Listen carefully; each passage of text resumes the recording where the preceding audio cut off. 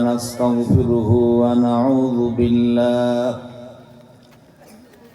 ونعوذ بالله من شرور أنفسنا ومن سيئات أعمالنا من يهده الله فلا مضل له ومن يضلل فلا هادي له ونشهد أن لا إله إلا الله وحده لا شريك له ونشهد أن سيدنا وحبيبنا ومولانا محمدا عبده ورسوله الذي أرسله بالحق بشيرا ونذيرا وداعيا إلى الله بإذنه وسراجا منيرا فقد قال الله تعالى في كلامه المجيد والفرقان الحميد সকলে পড়ি أعوذ بالله من الشيطان الرجيم بسم الله الرحمن الرحيم إن الله وملائكته يصلون على النبي يا أيها الذين آمنوا صلوا عليه وسلموا تسليما اللهم صل على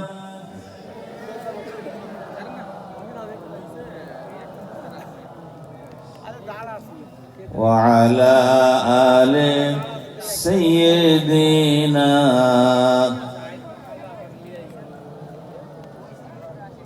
সকলে জোরে সোরে মোহাব্বতের সাথে পড়ি আল্লাহুম্মা সাল্লি আলা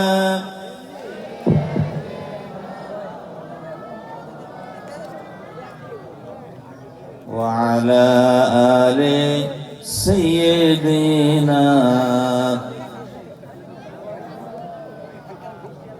বালাগাল উলা বিকামালিহি كشف الدجى بجماله حسنت جميع خصاله صلوا عليه هنا फूल तो बुलबुल का तरन्नुम भी न हो सामने दहर में करियों का तबस्सुम भी न हो बलगल उला बिकमालिही कशफत दुजा बिजमालिही हसनत जमीउ खिसालिही सल्लु अलैहि व आलिहि अल्लाहुम्मा आमीन ربنا ظلمنا أنفسنا وإن لم تغفر لنا وترحمنا لنكونن من الخاسرين رب العالمين লেঙ্গোপাড়া ও দক্ষিণ গোয়ালপাড়া কেন্দ্রীয় গুরুস্থানের উদ্যোগে আজকের এই বার্ষিক তাফসীরুল কোরআন মাহফিলে ওলামায়ে কেরামদের সাথে নিয়ে মুরব্বীদের সাথে নিয়ে যুবক ভাইদের সহ পর্দার অন্তরালের মা বোনদের সাথে নিয়ে কয়েকবার দুরূদ ও সালাম পড়ে তোমার দরবারে হাত তুলেছি আল্লাহ মেহেরবানি করে দুরূদ ও সালাম টুকুন সোনার মদিনায় তোমার নবী পাকের পবিত্র রওজা মুবারকে পৌঁছিয়ে দাও। তামাম বিশ্বের মাটির নিচে যত মুমিন মুমিনাত শুয়ে আছেন তাদের আরওয়াহ পাকে সওয়াব পৌঁছিয়ে দাও। রব্বুল আলামিন, যারা আমরা তোমার দরবারে হাত তুলেছি, অনেকেই আব্বাকে হারিয়েছি, অনেকেই গর্ভধারিণী জনম দুঃখিনী মাকে হারিয়েছি। রব্বুল আলামিন, যেদিন আব্বা আমার মরণ হয়ে গেল, ঘরের থেকে বাইরে নামিয়ে বড়ই পাতার গরম পানি দিয়ে গোসল দিয়ে কাফনের কাপড় পরিয়ে খাটের উপরে শুয়ে কাঁধে নিয়ে গোরস্থান পর্যন্ত হাজির হয়ে গেলাম। রব্বুল আলামিন, বড় ছেলে, ছোট ছেলে, মেজো ছেলে তিনজন কবরে নামার পরে আব্বা আমার লাশটাকে আদবের সাথে ধরে বিসমিল্লাহ ওয়া আলা মিল্লাতি রাসূলিল্লাহ বলে শুধুমাত্র ভিজা মাটির উপরে শোয়াই দেওয়া হলো। আল্লাহ তাআলা, যেই সন্তানেরা আব্বা আম্মার লাশটাকে ধরে নিয়ে কবরে শোয়াতেছিলেন, মন চাইল না কাঁচা মাটির উপরে আব্বা আম্মাকে শোয়ায় রেখে কবরের থেকে উঠে যায়। রব্বুল আলামিন তবুও তোমার ফায়সালা অনুযায়ী কবরে রেখে কবরের থেকে উঠে মাটি চাপায় দিয়ে দীর্ঘদিন হয়ে গেল লাঙ্গপাড়া গোরস্থান সহ যেখানে যে গোরস্থানে আমরা আমাদের আব্বা আম্মাকে দাফন করেছি। রব্বুল আলামিন, মাঝে মধ্যেই কবরের পাশে গিয়ে ফাতিহা শরীফ পড়ে দোয়া করলাম, কিন্তু কোনোদিন কোনো পিতা মাতা কবরের থেকে কোনো সিগন্যাল দিল না, সাড়া দিয়ে বলল না, বেটারে সোনারে তোমরা কেঁদো না, আমরা কবরে ভালো আছি। রব্বুল আলামিন, এমন কোন সংবাদ কোনদিন না পাওয়া সন্তানেরা তোমার দরবারে আমরা হাত তুলেছি। রব্বুল আলামিন, তোমার রহমান রহিম নামের পায়ে ধরে বলি, আল্লাহ তুমি আমাদের আব্বা আম্মার কবরে আযাব দিও না। রব্বুল আলামিন, আমাদের পিতামাতার মাটির কবরগুলিকে জান্নাতের বাগান বানিয়ে দাও। আয় আল্লাহ তাআলা, যাদের আব্বা আম্মা এখনো দুনিয়ায় বেঁচে আছে তুমি তাদেরকেও মাফ করে দাও।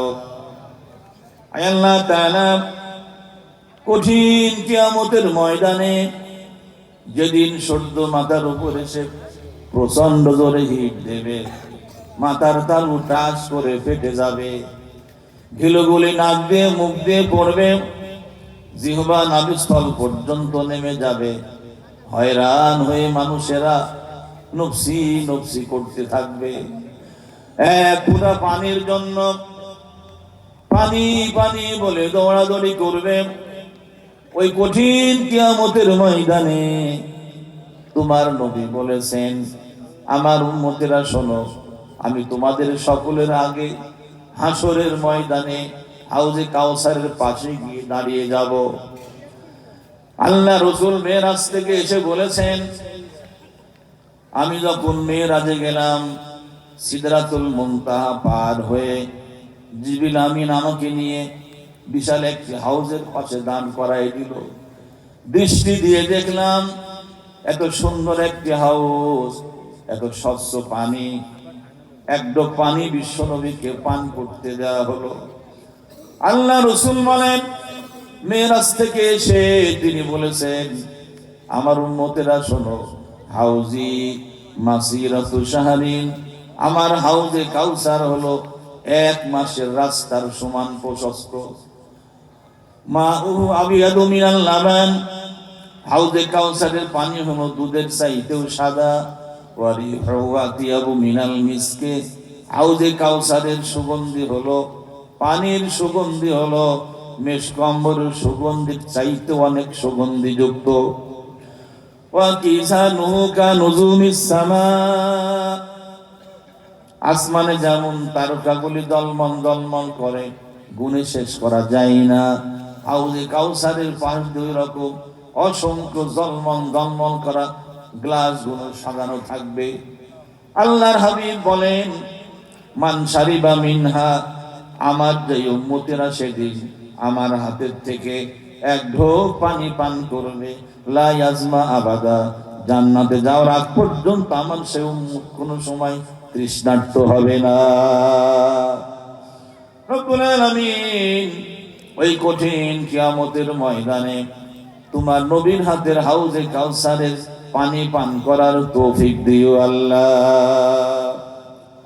রব্বুল আলামিন খাস করে লেঙ্গুপাড়া গরুস্থানে তোমার যে সমস্ত বান্দা বান্দিরা ঈমানকে সিনায় ধারণ করে শুয়ে আছে আল্লাহ, তুমি সকলের কবরগুলিকে জান্নাতুল ফিরদাউসের বাগান বানিয়ে দাও।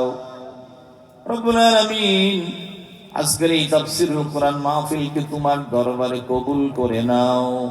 রব্বানা তাকাব্বাল মিন্না ইন্নাকা আনতাস সামিউল আলিম ওয়া তুব আলাইনা ইন্নাকা আনতাত তাওয়াবুর রহিম।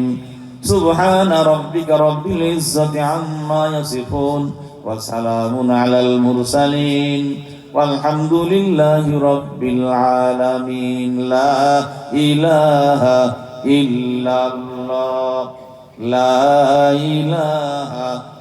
সকলে জবান খুলে আমরা জিকির করি, এটা তো কাজ করে না। লা ইলাহা ইল্লাল্লাহ, জোরে জবানটা একটু খুলেন, পাশে গরুস্থান। লা ইলাহা, লা ইলাহা ইল্লাল্লাহ, লা ইলাহা।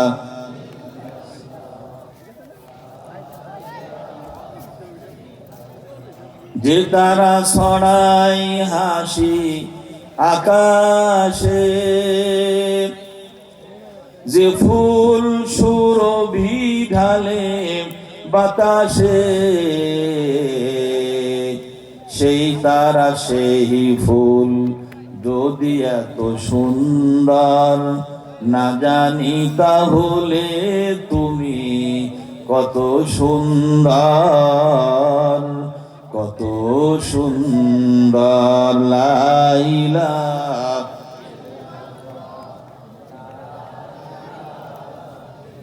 পিছন থেকে আওয়াজ আসে না কিন্তু। লা ইলাহা ইল্লাল্লাহ, লা ইলাহা,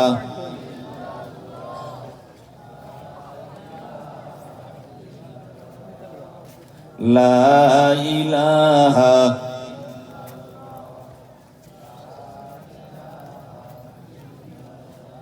লা ইলাহা ইল্লাল্লাহু মুহাম্মাদুর রাসূলুল্লাহ সাল্লাল্লাহু আলাইহি ওয়াসাল্লাম। লেঙ্গুপাড়া ও দক্ষিণ গোয়ালপাড়া কেন্দ্রীয় গরুস্থানের উদ্যোগে আজকের এই বার্ষিক তাফসীরুল কোরআন মাহফিলের মুহতারাম মুআজ্জাজ শ্রদ্ধাভাজন মাননীয় সভাপতি প্রিন্সিপাল বিলাল হুসাইন সাহেব, আজকের এই মাহফিলের প্রধান অতিথি লালপুর বাগাতি পাড়ার জননন্দিত নেতা, পাকপাড়া দাখিল মাদ্রাসার সুযোগ্য সুপারিনটেন্ডেন্ট, বিশিষ্ট শিক্ষাবিদ, আলেমে দ্বীন, আমাদের সকলের আপনজন আল্লামা হযরত মাওলানা আবুল কালাম আজাদ সাহেব, অন্যান্য অতিথিবৃন্দ। আজকের এই মাহফিলের অন্যতম বক্তা উত্তরবঙ্গের একজন সিংহ পুরুষ, বলিষ্ঠ কণ্ঠস্বর, আল্লামা হাফিজ মাওলানা মিজানুর রহমান নাটোরি সাহেব। আজকের এই মাহফিলের অন্যতম বক্তা আল্লামা হযরত মাওলানা রাকিবুল ইসলাম জিহাদি সাহেব, অন্যান্য উলামায়ে কেরাম, পরম শ্রদ্ধেয় মুরব্বিয়ানে কেরাম, প্রাণের যুবকেরা, স্নেহের কচি কাচারা, পর্দার অন্তরালে অবস্থানরত মা ও বোনেরা, আমরা সকলেই মিলে ওই মহান আল্লাহ সুবহানাহু ওয়া তাআলার দরবারে কালেমাতুশ শুকর আদায় করি, যিনি আসমান এবং জমিনের মালিক, যার কুদরতে হাতে রয়েছে গোটা বিশ্বের সমস্ত জীবিকার চাবিকাঠি এবং জীবন মৃত্যুর বাগডোর, যিনি সকল শক্তি এবং ক্ষমতার উৎস, রাজাধিরাজ, সম্রাটের সম্রাট, সেই মহান আল্লাহ সুবহানাহু ওয়া তাআলা অত্যন্ত মেহেরবান হয়ে এই এলাকার আরো হাজারো মুসলমানদের থেকে আমাদেরকে বাছাই করে নিয়ে তার রহমতের কোলে উঠায় নিয়ে কোরআনে কারিমের মাহফিলে এসে কোরআনের মেহমান হওয়ার তৌফিক দিলেন। সেই মহান আল্লাহ তাআলার প্রতি আমরা বেজার না খুশি? আমরা আনন্দিত। এই জন্য আনন্দের সাথে ওই আল্লাহর শুকরিয়া আদায় করি, জোরে সোরে মহাব্বতের সাথে বলি আলহামদুলিল্লাহ। আর একটু জোরে বলা যায় না? বাইরে কুয়াশা, ভিতরে ঢুকতেছে, তো ঘেরা হলে ভালো হতো, তাই না? কুয়াশা আসছে। আর একটু জোরে আলহামদুলিল্লাহ বলা যায় না? হুজুর আপনার পাবনাক দাওয়াত দিলে আইছি চেঁচানোর জন্য, আমরা এত চেঁচাবো কি বলে? বাড়ি পাবনা হলে মাছ দিল লোক, আমি গোকুলনগর মাছ দিয়া, নাম শুনছেন? খুব বেশি দূরে না, এই জন্য ভাষাগত মাঝে মধ্যে পাবনার, মাঝে মধ্যে লালপুর, দুই রকমই হবে, অসুবিধার কারণ নাই। তবে এরকম যেন না হয়, আমার ভয় হচ্ছে যে কুয়াশা ঠান্ডা। এক হুজুর নাকি মাহফিলে গেছে, এক পর্যায়ে কান ধরি, দুই কানে হাত দিই, চোখ বন্ধ করি, সে বসাইছে ধরেন আধা ঘন্টা কুয়াশ, চোখ খুলি দেখে লোক কেউ না, খালি একজন লোক বসে আছে। কই বেটা, আমার ওয়াজটা তুমি খালি বুঝি চাও মনে হয়। হুজুর আমি মাইক আলা,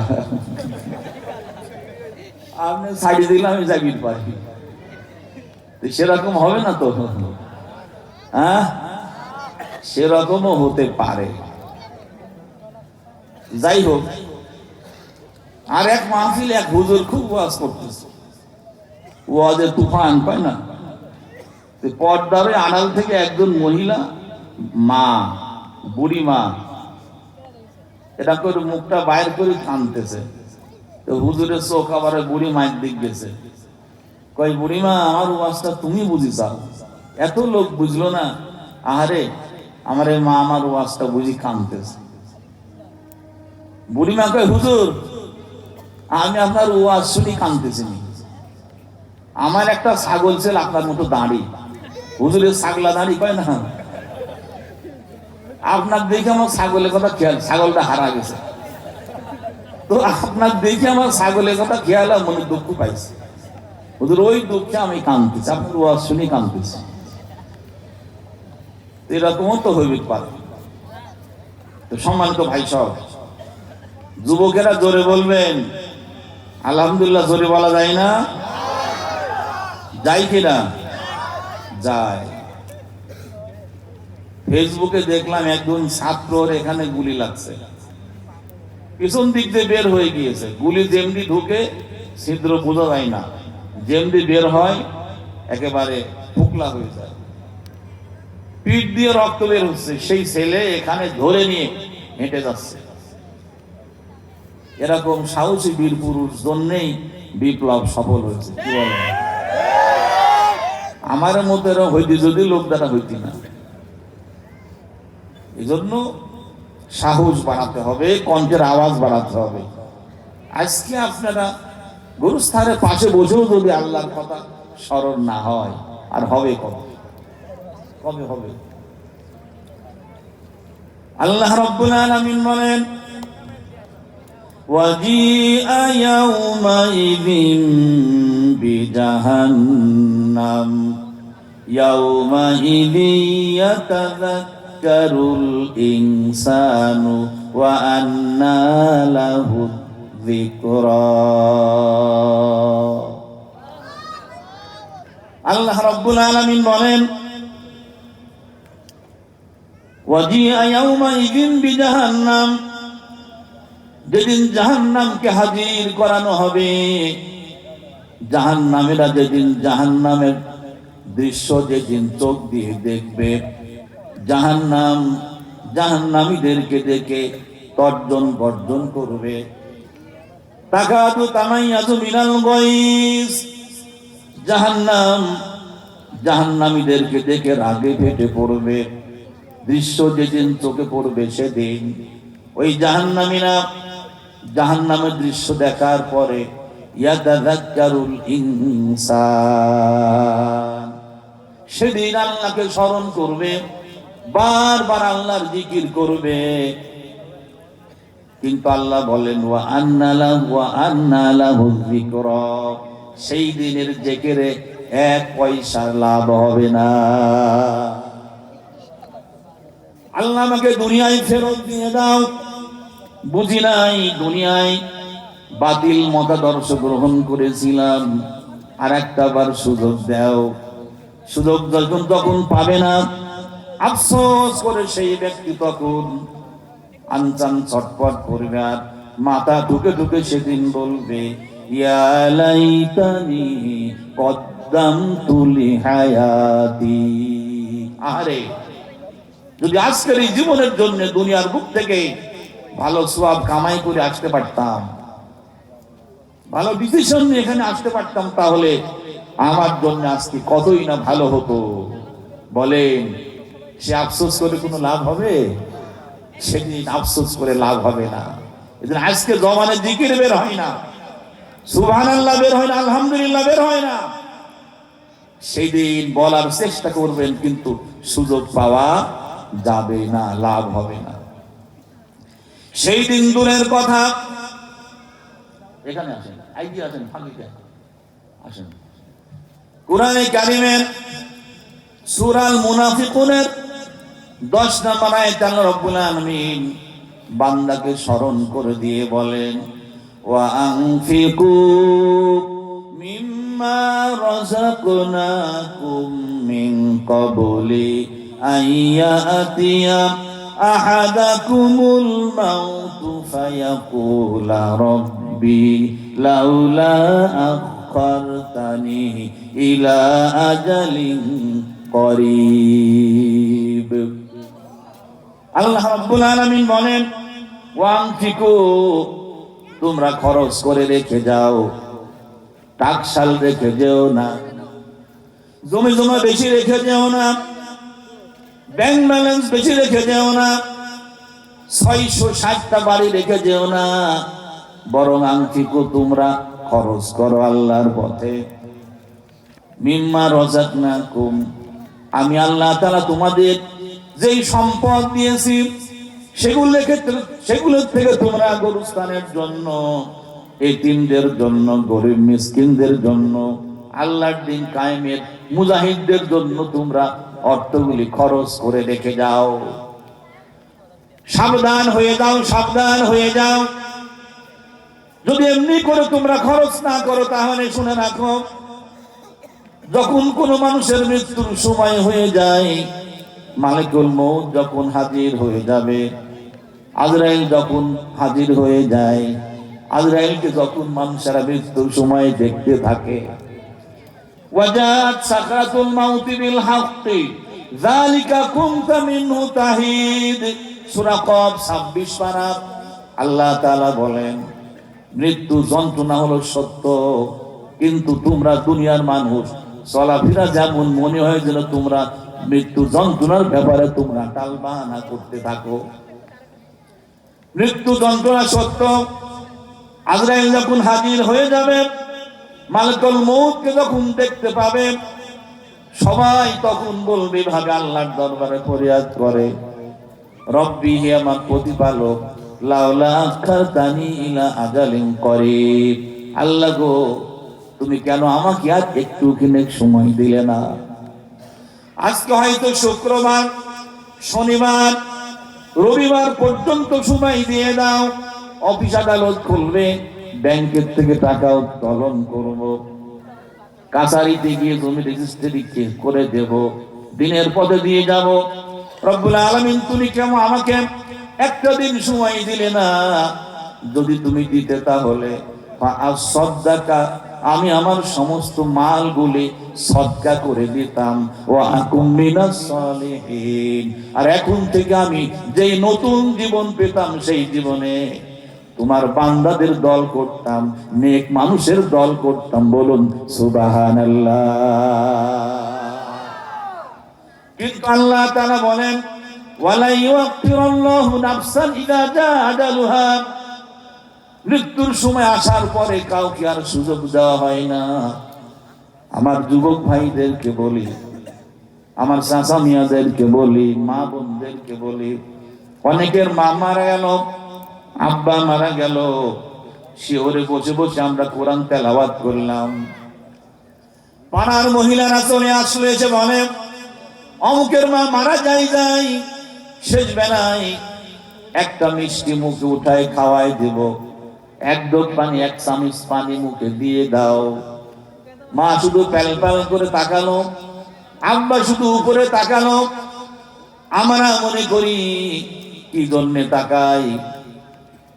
আমার বন্ধুরা কোরআনে কারিম সাক্ষী দেয়, আপনার আব্বা আপনার মা যাওয়ার সময় শুধু আল্লাহকে বললো, আল্লাহ তাকায় তাকায় বলল রব্বুল আলামিন লাউলা আখারতানি ইলা আজালিন করিব, আল্লাহ যদি তুমি আমাকে আর একটুখানি সময় দিতে তাহলে আমি আর ভুল করতাম না, ফাআসসাদাকা, সবগুলি দান করে যেতাম।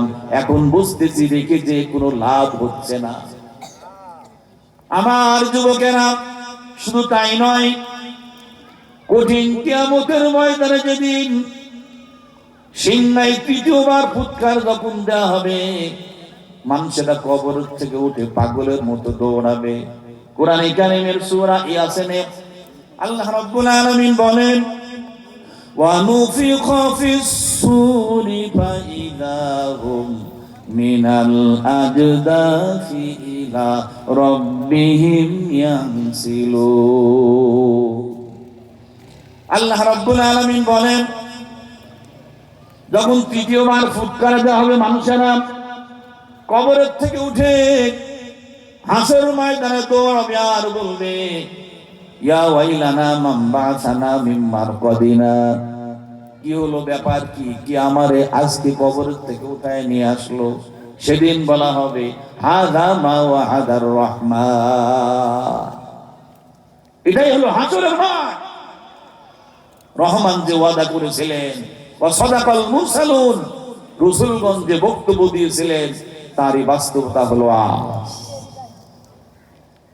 হিসাব নিকাশের সময় যখন আমলনামা যাদের পিছন থেকে বাম হাতে দেওয়া হবে, তখন আফসোস করবে কেমনি করে। দেখেন কোরআনে কারীমের সূরা ইনশিকাক 30 পারা, আল্লাহ রাব্বুল আলামিন বলেন ওয়া আম্মা মান উতিয়া কিতাবাহু ওয়ারা'a যহরি ফাসাউফা ইয়াদউ সুবুরা ওয়া ইয়াসলা সাঈরা। আল্লাহ রাব্বুল আলামিন বলেন যাদের আমলনামা পিছন থেকে বাম হাতে দেওয়া হবে, আমলনামা দেওয়ার পরে আল্লাহ তাআলা বলবেন কোরআনে কারীমের 15 পারা সূরা বানি ইসরাঈল আল্লাহ তাআলা বলেছেন ইকরা কিতাবাকা, তুমি তোমার আমলনামা পড়ে দেখো, কাফা বিনাফসিকাল ইয়াউমা আলাইকা হাসিবা, হিসাব দেওয়ার জন্য তোমার আমলনামায় যথেষ্ট। আমলনামায় যেই চোখ বোলাবে, চোখ বোলানোর সঙ্গে সঙ্গে আলিমাত নাফসুম মা কদ্দামাত ওয়া আখারাত, সব জেনে যাবে কি করে আসছি দুনিয়ায়, যেতে হবে সামনে কোথায়। জানার পরে ওই ব্যক্তি, সূরা ইনশিকাকে আল্লাহ তাআলা বলেছেন ফালিয়াদউ সুবুরা, ওই ব্যক্তি তখন মৃত্যু কামনা করবে, আল্লাহ আমি জীবন চাই না, আমাকে মরণ দিয়ে দাও। আল্লাহ বলে বান্দা মরণ চাইলেই মরণ হবে না, ওয়া ইয়াসলা সাঈরা, নিক্ষেপ করা হবে জাহান্নামের জ্বলন্ত অগ্নিকুণ্ডে। কেন জাহান্নামের আগুনে দেওয়া হবে? তার কারণ আল্লাহ তাআলা তার পরবর্তী আয়াতে বলে দিয়েছেন, ইন্নাহু কানা ফি আহলিহি মাসরুরা। পরিবার পরিজন নিয়ে, দলবল নিয়ে আনন্দ আহ্লাদে জীবন যাপন করেছে। ইন্নাহু যান্না আল্লা ইয়াহুরা বালা ইন্না রাব্বাহু কানা বিহি বাসীরা।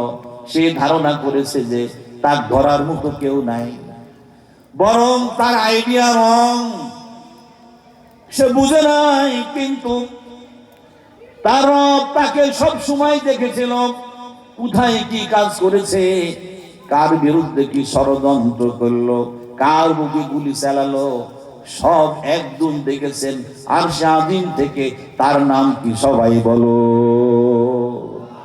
চিৎকার করে বলুন কে? কিভাবে দেখলো আল্লাহ তাআলা?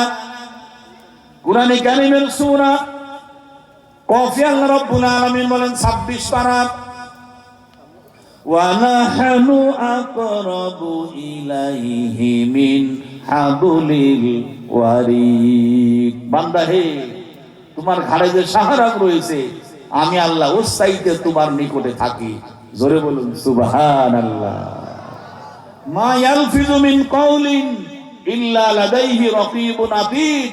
মানুষের মুখের থেকে যে লফজ বের হয়, হওয়ার সঙ্গে সঙ্গে আল্লাহর পক্ষ থেকে রেকর্ড হয়ে যায়। আজকে বিজ্ঞানীরা বলেছেন, যত কথা মানুষ বলে একটা কথাও শেষ হয়ে যায় না, ইথারে ভাসতে থাকে, মেশিন দিয়ে ক্যাচ করা যায়। তো তাই না হবে, আমেরিকার থেকে কি বলে, এখান থেকে ভিডিও কলে দেখতেছেন না কিভাবে চলে আসলো। সাধারণ মানুষ যদি এটা পারে, আর সবার যিনি স্রষ্টা আল্লাহ তাআলা পারে কিনা? জোরে জবাব দেবেন, পারে কিনা? সে আল্লাহর চোখকে ফাঁকি দেওয়া সম্ভব হবে? কিন্তু লালপুর এই ল্যাঙ্গো পাড়ার লোকেরা মনে করবে আমরা মোটামুটি আজরাইলকে এখান ঠেকা দেবো। কি জন্যে? কয় পায়ক পাড়া ব্রিজের ওখানে র্যাব আর বিডিআর রাখি দেব, গৌরীপুরে আলমবাড়ির ওখানে রাখি দেব, আপনার ধরেন আর একদল আর্মি। বোনপাড়া রোডে নামতে ওখান থেকে রেখে দেব আর একদল প্রশাসনের লোক। আসবি কোন রাস্তা দিয়ে? ঠেকানো যাবে? এক বুড়ির বিটি স্বামী মারা গেলে আপনারা কি কন বলে? বিধবা। আমার গ্রামের লোক আর একটু শুদ্ধ করে কয় বিধবি। বিধবা গ্রামের লোক কয় না, বিধবি মহিলা। ওই মহিলা খোলের বোঝা মাথায় নিয়ে, স্বামী মারা গেছে, নিজেই কাম করে, নিজেই কামাই করে, নিজে রান্না করে, নিজেই খায়, আর লোকজন নাই। একদিন খোলের বোঝা মাথায় নিয়ে দুই জমির মাঝখানে কি বলে, আইল আইল, এগুলি ভালো হয়েছে না। আগলি আমলের আইলগুলি ছিল বিশ্ব রোড, এখনকার আইলগুলি কি কুলসিরাত ফেল। খেলতে আইল ঠেলতে ঠেলতে আয়ের আর চিহ্ন নাই। তো বুড়ির বিটি হাঁটতে গিয়ে হোঁচট খেয়ে পড়ে গেছে। মাথায় যদি কারো বোঝা থাকে আর যেরকম হাঁটতে লাগে, যদি ওই লোক হোঁচট খেয়ে পড়ে যায়, ওই ঘাড় ভাঙে না ওই মাজা ভাঙে। ব্যথা লাগে না? বুড়ির পিঠে মাজায় ব্যথা লেগেছে। তখন ওই বুড়ি কয়, ইস এত কষ্ট কি সহ্য হয়? বুড়ি শুনি কত লোক মরলি, আল্লাহ আমাকে মরণ দিল না, আজরাইল আমার চোখে দেখলো না। কয়েকজন যুবক এই বুড়ির কথা শুনেছে। রাত 12টার পরে যুবকেরা বুড়ির ঘরের দরজায় গেছে। খলপার বেড়া, গরিব মানুষ। যুবকেরা গিয়ে সিগন্যাল দেয়, খটখট করে, এই বুড়ি দরজা খোল। বুড়ি কয়, কে বাবা? একজন কয় যে আমি আজরাইল। এক যুবক গলা মোটা করে, আমি আজরাইল। বুড়ি কয়, বেটা আজরাইল কি জন্য আইছো? বেটা কি জন্য আইছো? তুই নাই গতকাল বলছিলি আল্লাহর আজরাইল এত লোককে চোখে দেখে, আমার চোখে দেখে না। তো দোয়াটা আল্লাহ মঞ্জুর করেছে, পাঠাইছে, তো জান কবজ করো, দরজা খোল। বুড়ি কিছু ভয় পায়। কই বেটা আজরাইল, রাগের মাথায় কয়া ফেলেছিলাম বেটা, আমার ভুল হয়ে গেছে, এবারকার মধ্যে তুমি আল্লাহ যা কওগা, বুড়ি মাপ চাইছে, দরজা খোল। আজরাইল কোনোদিন ফেরে না, এরা রেকর্ড নাই, তোর দান কবজ করবো তারপরে যাব। বুড়ি কবে বেটা আজরাইল, এত আমার একটা কথা শুনবা না? বলে কি? বলে বেটা এই গরিবানা হালতে অনেক কষ্টে মষ্টে 500 টাকা গুছায় রাখছিলাম বেটা, এই টাকাটা তুমি নেও, পকেটে থাকা, আর আল্লাহ একদা তগা এবারকার মতো বুড়ি মাপ চাইছে। দরজা খোল, টাকা দে। বুড়ি মনে করলো দরজা খুললে আজ এলাম ছাড়ি দিবি, কোনো গ্যারান্টি আছে?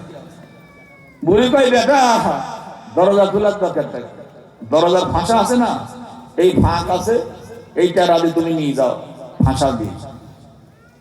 যুবক মনে করলাম এটাই তো চাই, দরজা খুললে তো আজরাইলগিরি শেষ, আমি এটাই তো চাই। ফাঁসা দিয়ে গেছে, যুবকেরা 500 টাকা নিয়ে চলে গেছে। পরের দিন সকালবেলা বুড়ি লাঠির উপরে ভর দিয়ে গ্রামের মধ্যে যায় আর কয়, এই তোমরা শুনেছো বলে কি? বলে আজকাল বিশ্বাস করবো কার, আজরাইল ঘুষ খাওয়া ধরেছে। বলে কিরকম? বলে কাল খোরে বোঝানি করে গেছিলাম, রাগের মাথায় বলছিলাম যে আজরাইল আমার চোখে দেখে না, সত্যি দেখেছে আল্লাহ আজরাইল রাতে পাঠাইছে, তুমি মোটামুটি বাবুরে 500 টাকা দিয়ে বাঁচিয়ে গেছে। বলে এরকম বাঁচা যাবে?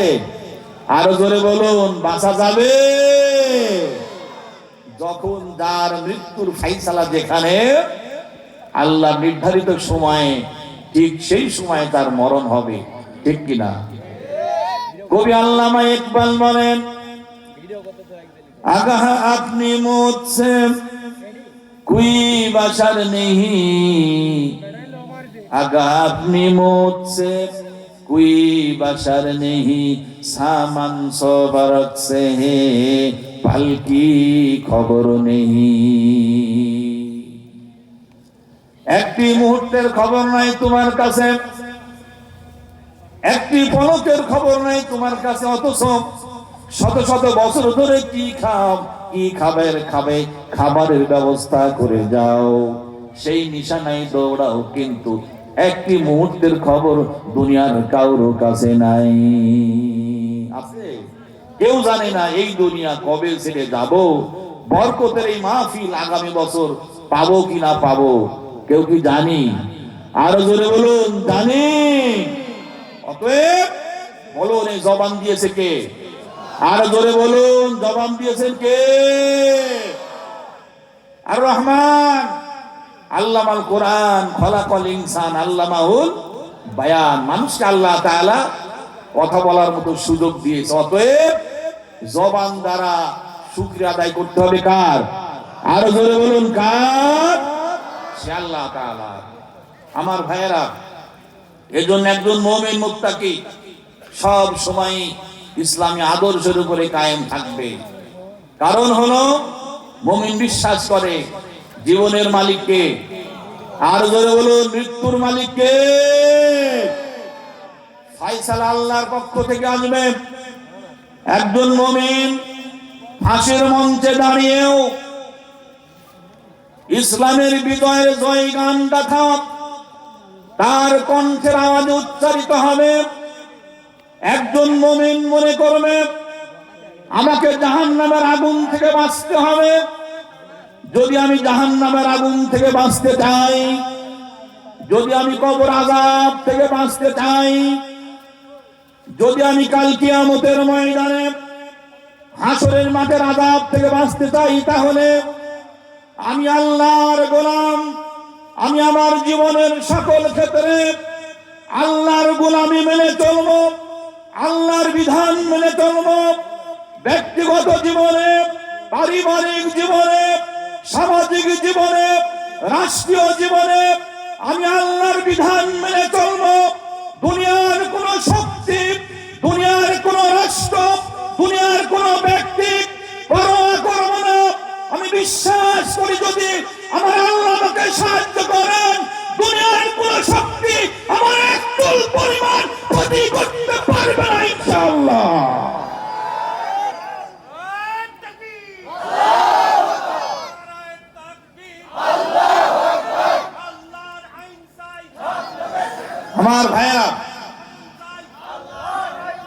আমি বলতেছিলাম এই জবান দিয়েছে কে?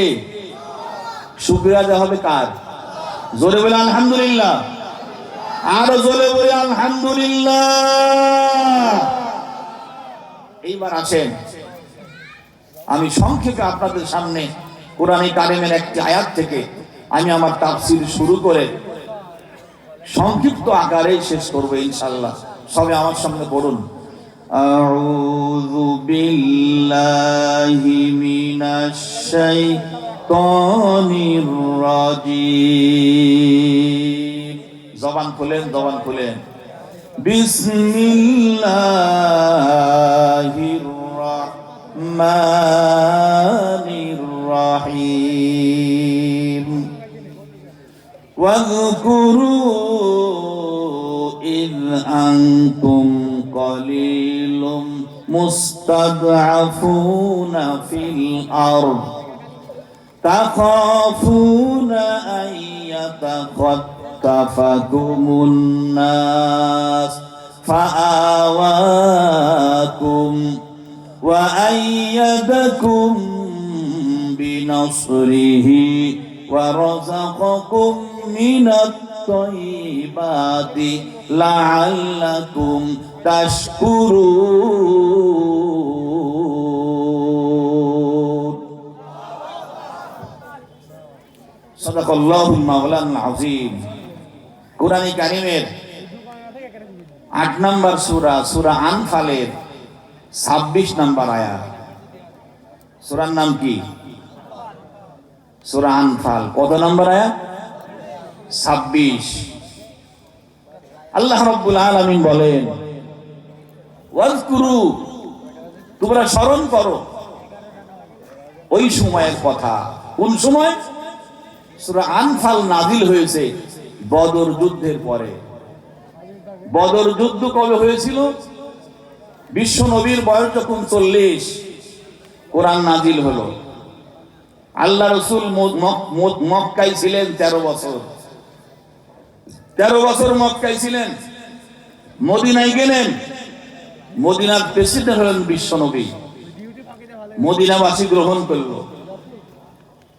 1 বছর পরে দ্বিতীয় হিজরিতে গিয়ে আবু জেহেল দেখলো যেই মৌলবী, ওদের ভাষায় যেই মৌলবী, যেই হুজুর মক্কা থেকে পালিয়ে মদিনায় গেল, আবার ওখানে গিয়ে রাজা হয়েছে। এটা মেনে নেওয়া যায় না। প্রতিহিংসার আগুন দাউ দাউ করে জ্বলতেছে। তখন আবু জেহেলের নেতৃত্বে 1000 কাফের সৈন্য নিয়ে মদিনা আক্রমণ করার জন্য আবু জেহেল রওনা দিলেন। বিশ্ব নবী ইনফরমেশন কালেকশন করলেন। করার পরে মুসলমানদেরকে বললেন, রেডি হও, বের হও, জিহাদের জন্য তৈরি হও। আল্লাহ রাসূলের এই বক্তব্যের পরে মদিনার মুসলমানরা জিহাদের জন্য রেডি হলেন। আমার ভাইয়েরা, মুসলমানরা যখন প্রস্তুতি নিতেছিলেন, এমন সময় মদিনার একজন রমণী, গরিব মানুষ, সোনের ঘরের বারান্দায় বসে চোখের পানি ফেলে ফেলে অঝোর নয়নে কান্না করতেছিলেন। ছোট্ট ছোট্ট 2 ছেলে, 12 এবং 14 বছরের 2টা সন্তান। খেলার ফাঁকে বাড়ির ভেতরে ঢুকে দেখেন গর্ভধারিণী মা, জনম দুঃখিনী মা চোখের পানি ফেলে ফেলে কাঁদে। 2 ভাই মায়ের 2 পাশে বসে বলে, ও মা, মা গো, কি জন্য তুমি কাঁদো? কান্নার কারণ কি আমাদের বলতে হবে? মা বলে, বেটারে, আমার কান্নার কারণ তোদেরকে বলে কোনো লাভ হবে না। আমাকে কান্না করতে দে, তোরা খেলা করে গাজা। 2 ভাই বলে, মা, মায়ের চোখের পানি ঝরবে, আমরা খেলা করব, কোশ্চিন কালেও তা হতে পারে না। মা, মাগো, তুমি কি জন্য কাঁদো? কি দুঃখ তোমার মনে? কেন গো তুমি কান্দো? মা বলে, বেটারে, আল্লাহ রাসূল জিহাদের ডাক দিয়েছেন। আবু জেহেল 1000 কাফের সৈন্য নিয়ে মদিনা আক্রমণ করার জন্য রওনা দিয়েছে। আল্লাহ নবী জিহাদের ডাক দিয়েছেন। আমি খেয়াল করলাম, এই মদিনার ঘরে ঘরে গিয়ে দেখলাম অনেক রমণীরা যাদের স্বামী দুনিয়ার বুকে জীবিত, স্বামীকে যুদ্ধের পোশাক পরিয়ে বিশ্বনবীর সঙ্গে দিয়ে দেয়। ওই রমণী জীবনকে ধন্য করার সুযোগ পেল। কিন্তু আমি তোর এই মা, জনম দুঃখিনী মা, তোদের তো আব্বা বেঁচে নাই, যাকে আমি এই ইসলামের এই কঠিন দুর্দিনে বিশ্বনবীর সঙ্গে জিহাদের ময়দানে পাঠায় দেব। তোরা খেলা করে গা বেটানে, আমাকে কানতে দে। মা বলে, বেটানে মদিনার ঘরে ঘরে গিয়ে দেখে আসলাম অনেক রমণীরা যাদের যুবক সন্তান রয়েছে, ওই সন্তানদেরকে যুদ্ধের পোশাক পরিয়ে জিহাদে পাঠিয়ে দেওয়ার জন্য রেডি করে দেয়। তোর জনম দুঃখিনী মা, তোদের তো কোনো যুবক ভাই নাই, লায়েক ছেলে আমার নাই, যাকে আমি জিহাদের জন্য প্রস্তুতি করে দেব। দুই ভাই বলে, মা তোমার চোখ, তোমার কান্না থামাও, তোমার মনের যেই কামনা বাসনা আমরা দুই ভাই পূরণ করব মা। এবার মা কান্না থামালেন। মা বলে, বেটারে সত্যিই কি তোরা যাবি? সত্যিই কি তোরা যাবি? দুই ভাই বললেন, মা অবশ্য অবশ্যই আমরা যাব, তোমার মনের কামনা বাসনা আমরা পূরণ করব মা। আমার ভাইরা, এবার ওই আম্মা যান দুই ছেলেকে গোসল করিয়ে দিলেন, যুদ্ধের পোশাক পরিয়ে দিলেন, বলে দিলেন, বেটারে মদিনায় তোমরা বিশ্বনবীর সঙ্গে দেখা করবে না, কারণ হলো তোমাদের বয়স কম, তোমরা শিশু, বিশ্বনবী তোমাদেরকে ফেরত দেওয়ার সম্ভাবনা রয়েছে। তোমরা ফেরত আসলে আমার মনের কামনা বাসনা পূরণ হবে না, এই জন্য তোমরা রাস্তায় গিয়ে বিশ্বনবীর সঙ্গে দেখা করবা। আমার ভাইয়েরা, আমার মায়েরা, দুই ভাই চলে গেলেন জিহাদের ময়দানে। বদরের যুদ্ধে হাজির হয়ে গেলেন। হযরত আব্দুর রহমান ইবনে আউফ রাদিয়াল্লাহু তাআলা আনহু বলেন, লড়াই যখন শুরু হয়ে গেল, আমি দেখলাম আমার দুই পাশে শক্তিশালী কোনো যোদ্ধা নাই। দুইজন শিশুকে দেখলাম।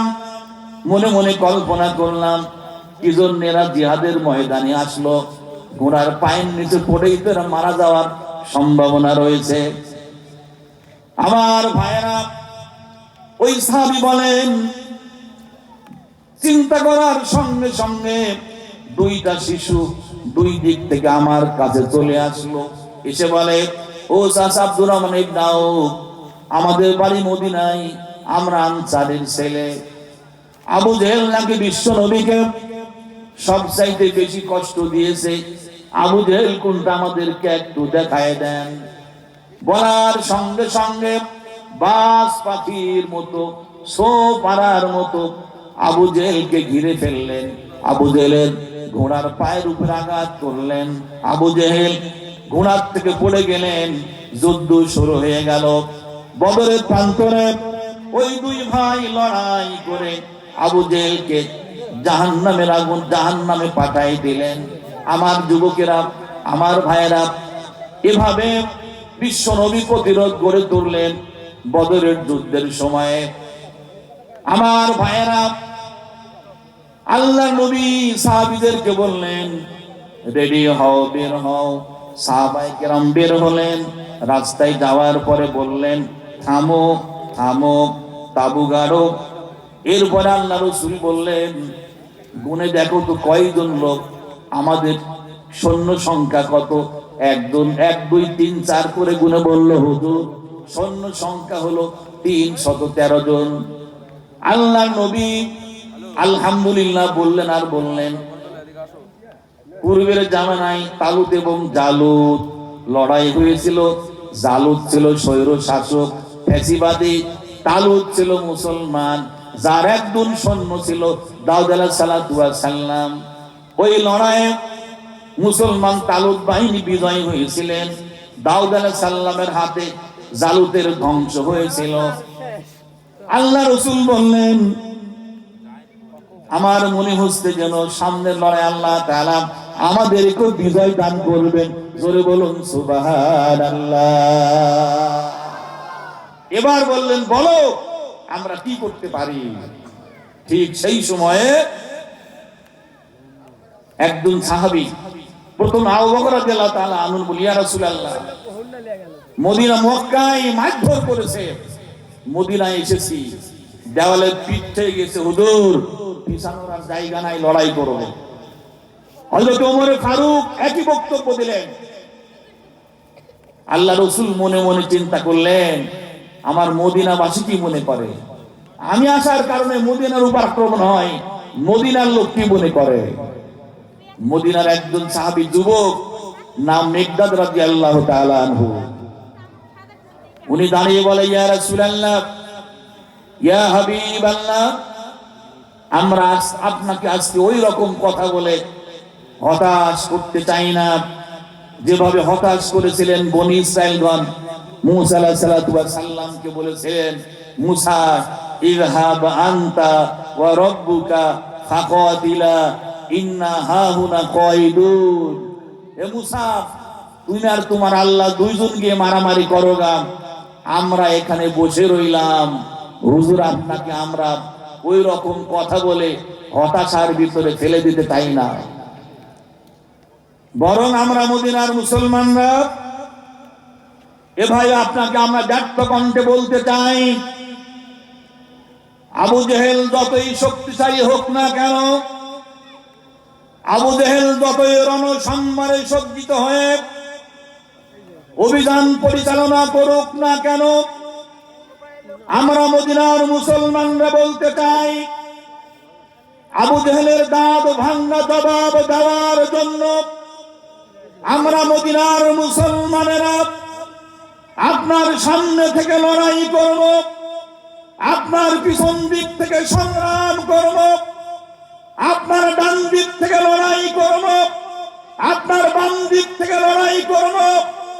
লড়াই করতে গিয়ে মদিনার মুসলমানদের লাশের পরে লাশ পড়তে পারে, একের পর এক মুসলমানরা শাহাদাত বরণ করতে পারে, হাতের কুরবানি হতে পারে, চোখের কুরবানি হতে পারে, রক্তের বন্যায় মদিনার খাল বিল দেন বলে ভরপুর হতে পারে, তবুও মদিনার মুসলমানেরা এক ধাপ পিছিয়ে থাকবো না ইনশাআল্লাহ।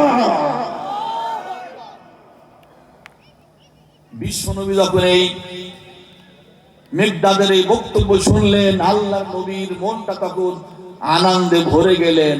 জোরে বলুন সুবহানাল্লাহ, আর জোরে বলি সুবহানাল্লাহ।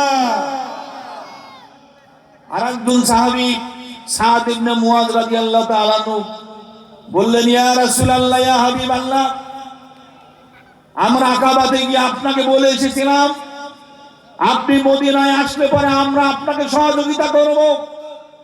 যেই বায়াত করে এসেছিলাম ৭২ জন মুসলমান, সেই বায়াত এখনো শেষ হয়ে যায় নাই। মিকদাদ দা বলেছে, হুজুর আমরা আপনার সঙ্গে থেকে লড়াই করব। বিশ্বনবী মনটা আনন্দে ভরে গেলেন, বলুন আলহামদুলিল্লাহ। এরপরে বদরে গেলেন, ঘটনা বলার সময় নাই। বদরে গেলেন, বিশ্বনবী বদরের যুদ্ধে বিজয়ী হলেন। ১৪ জন মুসলমান শহীদ হলেন, ৭০ জন কাফের দুনিয়া থেকে বিদায় হয়ে গেলেন। কাফেরদের সর্দার আবু জেহেল, বেশ কয়েকজন নেতা, আবু জেহেল, উতবা, সাইবা, ওলীদ ইবনে উতবা সহ কয়েকজন লিডারও দুনিয়া থেকে বিদায় হয়ে চলে গেলেন, জাহান্নামে চলে গেলেন। আমার ভাইয়েরা, চলে গেলেন জাহান্নামে। বিজয়ী ছিনিয়ে আনলেন মুসলমানেরা। ৭০ কাফের বেঈমান গ্রেফতার হলেন মুসলমানদের হাতে। এইবার আপনারা খেয়াল করবেন, তাহলে ১৫ বছর পার হলো। ১৫ বছর পরে এখন মুসলমানদের মদিনা হলো মোটামুটি নিরাপদ। কিন্তু এই কোরআন নাযিলের পরের থেকে মক্কার ১৩